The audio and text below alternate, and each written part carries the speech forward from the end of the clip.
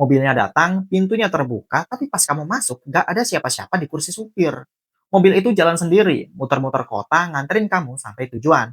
Dan ini bukan uji coba terbatas lagi. Ini sudah jadi bisnis komersial.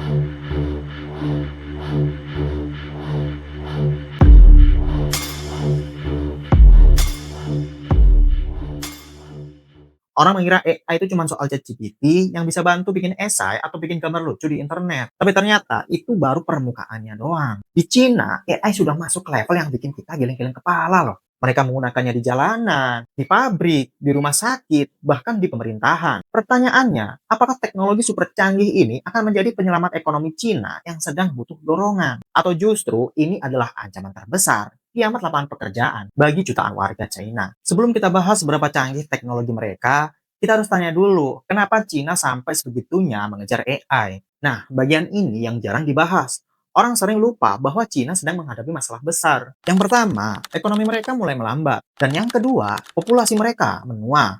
Menurut laporan dari Bank Dunia, jumlah tenaga kerja produktif di Cina terus menyusut. Orang mudanya semakin sedikit, sementara yang pensiun semakin banyak. Ditambah lagi, ada perang dagang dan persaingan teknologi yang panas dengan Amerika Serikat. Cina sadar, mereka nggak bisa lagi cuma jadi pabrik dunia yang mengandalkan otot manusia.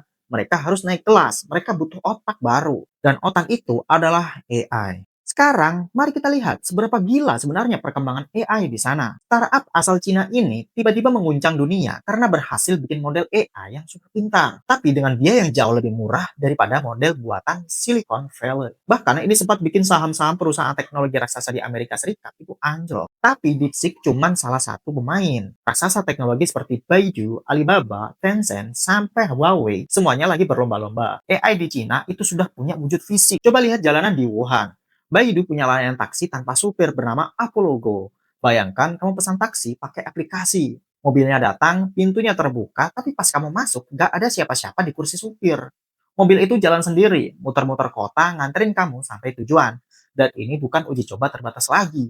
Ini sudah jadi bisnis komersial. Dan di sektor industri, ada yang namanya smart factory atau pabrik pintar. Manusia di sana bukan lagi buat ngerakit barang, tapi cuma duduk di ruang kontrol sambil memantau layar. Lalu bagaimana nasib para pekerja? Laporan dari Goldman Sachs sempat memperkirakan bahwa AI generatif bisa berdampak pada sekitar 300 juta pekerjaan. Dan di negara dengan 1,4 miliar penduduk seperti Cina, dampaknya tentu sangat masif. Coba kita ambil contoh sederhana.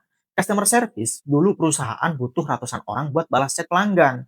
Sekarang AI bisa membalas ribuan chat dalam hitungan detik. Dan di pabrik-pabrik, otomatisasi industri membuat buruh kasar semakin tersingkir.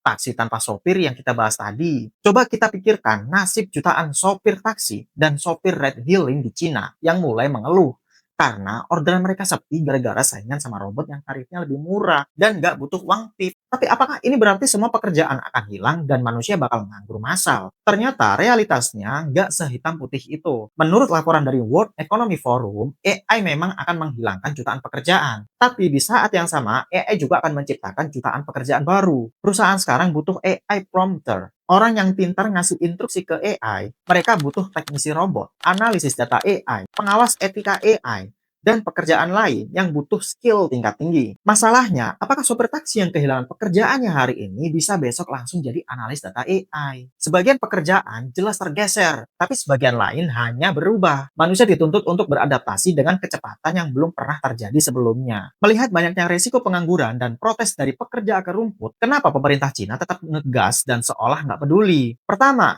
efisiensi dan produktivitas. McKinsey memperkirakan bahwa AI berpotensi menyumbang triliunan dolar ke ekonomi global setiap tahunnya. Bagi Cina yang sedang butuh pertumbuhan, angka ini terlalu menggiurkan untuk dilewatkan. Dan yang kedua, dalam laporan AI Index dari Stanford University, terlihat jelas bagaimana persaingan inovasi antara Amerika dan Cina sangat ketat. Cina punya ambisi besar. Mereka ingin menjadi pemimpin AI nomor satu di dunia pada tahun 2030. Kalau mereka melambat karena takut pekerjanya protes, mereka tahu Amerika, Eropa, dan negara lain akan langsung menyalip mereka tanpa ampun. Dan yang ketiga, soal keamanan dan kemandirian teknologi. Bloomberg dan Reuters sering melaporkan bagaimana Cina berusaha keras melepaskan diri dari ketergantungan pada teknologi barat. Dengan punya ekosistem AI sendiri, model bahasa sendiri, dan chip sendiri, Cina memastikan bahwa nasib negara mereka ada di tangan mereka sendiri, bukan di tangan kebijakan luar negeri Amerika Serikat. Mungkin banyak dari kita yang nonton ini mikir, ah itu kan cuma di Cina, di Indonesia mah masih jauh. Taksi robot bakal mentok kena macet atau disuruh putar balik sama Pak Oga. Bercandanya mungkin gitu. Tapi nyatanya gelombang ini nggak bisa kita hindari. Apakah Indonesia akan mengalami hal yang sama? Ini bagian yang agak bikin kita was-was. Banyak anak muda Indonesia yang lulus kuliah dengan skill yang ternyata sekarang sudah bisa dilakukan oleh AI dalam 5 detik. Penulisan artikel standar, desain logo dasar, atau entry data administratif. Pekerjaan-pekerjaan freelance yang biasanya di outsource dari luar negeri ke Indonesia karena biaya tenaga kerja kita murah, sekarang bisa dengan mudah digantikan oleh AI. Skill apa yang akan dibutuhkan ke depannya? Menurut riset dari International Labour Organization, pekerjaan yang butuh sentuhan empati manusia, negosiasi kompleks, kepemimpinan, dan tentu saja kemampuan mengendalikan dan berkolaborasi dengan AI, itu yang akan bertahan. Maka AI akan menggantikan semua pekerjaan di Indonesia? Tentu saja tidak.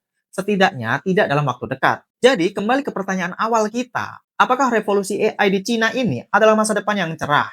Atau justru kiamat bagi lapangan pekerjaan?